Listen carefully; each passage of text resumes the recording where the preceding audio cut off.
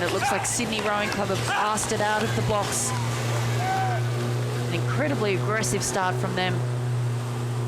Over on the left-hand side of your screen, they perhaps have a slight advantage as they come past the island over Thames Rowing Club on the right-hand side of your screen. Do you know, Sarah, I couldn't believe how quick this Sydney Rowing Club crew are. I mean, yesterday they demolished what I thought was a fantastic Tideway Scullers crew in the semi-finals. And for me, that made the Australians firm favourites of this race. And they've got a handy lead at this moment. And there are the Thames Rowing Club crew, coached by Ben Lewis. And it's such a strong squad that Ben Lewis has got there. I think 3 of these guys were part of the Thames Rowing Club 8 that rowed in the Thames last year.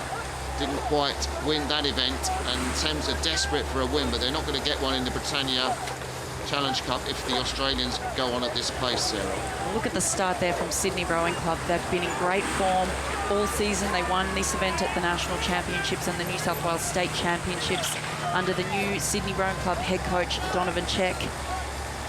They actually competed in this event last year. Tom Gunton and Ed White have remained in the crew with 2 new additions to try and take out the event this time around. They were knocked out in the semi-finals. Tom, Ed, Matt and the Coxon Kendall actually raced at the head of the Charles in this crew, placing 4th, and Steve Peel's now joined the crew for this event. So the British crew, we're looking at Harry Dorrance-King. I was talking to Ben Lewis about him. He says he is such a tough competitor, a real tough kid. Come up through the ranks. He's the stroke man of the Thames Rowing Club crew. Behind him is Henry Poor, Kiwi. He's a Kiwi sculler. He's been in the Junior Worlds, sculled in 2007.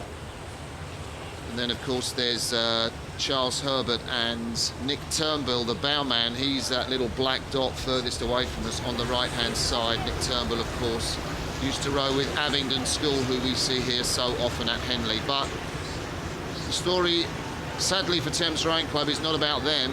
If you're watching us from Australia down under in the evening, what a fantastic job your new coach Donovan Check has done with this club, and it looks like the men from Sydney are going to carry off the Britannia Challenge Cup, Sarah.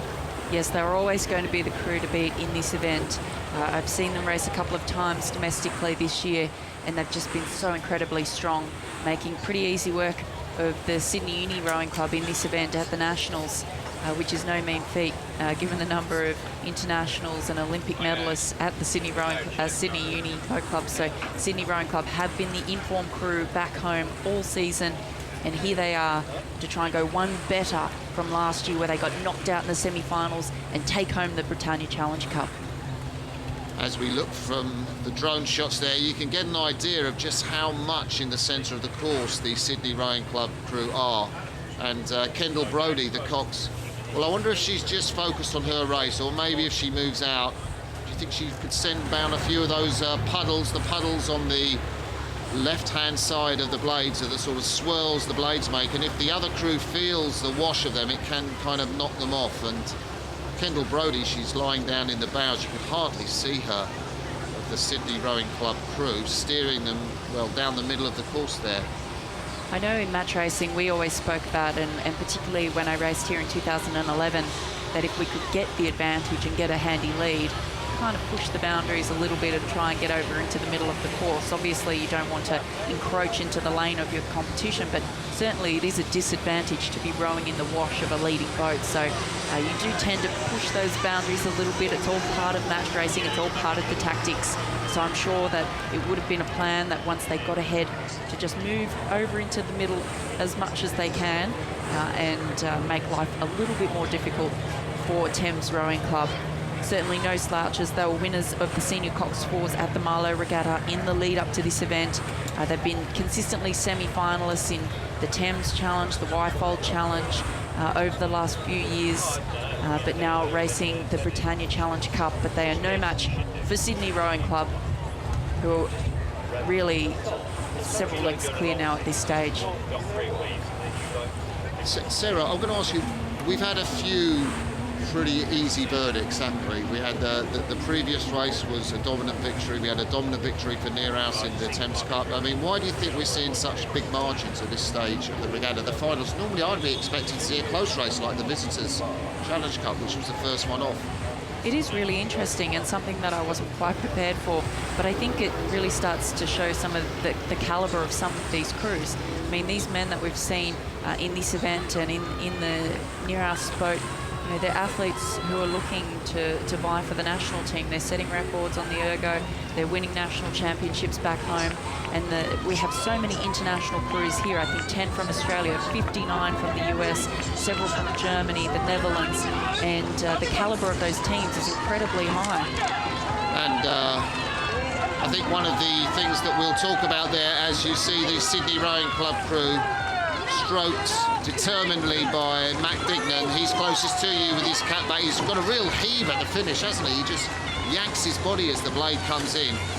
It's not the prettiest finish to look at, but it's highly effective. And there are the 4 men from Thames Rowing Club. And the stroke is that young, tough man, Harry Dorrance King. Behind him, Henry Poor, the Kiwi, then Charlie Herbert, and furthest away from you, Nick Turnbull.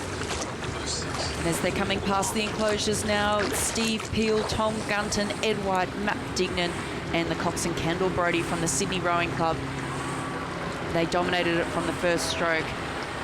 Very aggressive start to put their bow into the lead, and they've just walked away all the way down the course.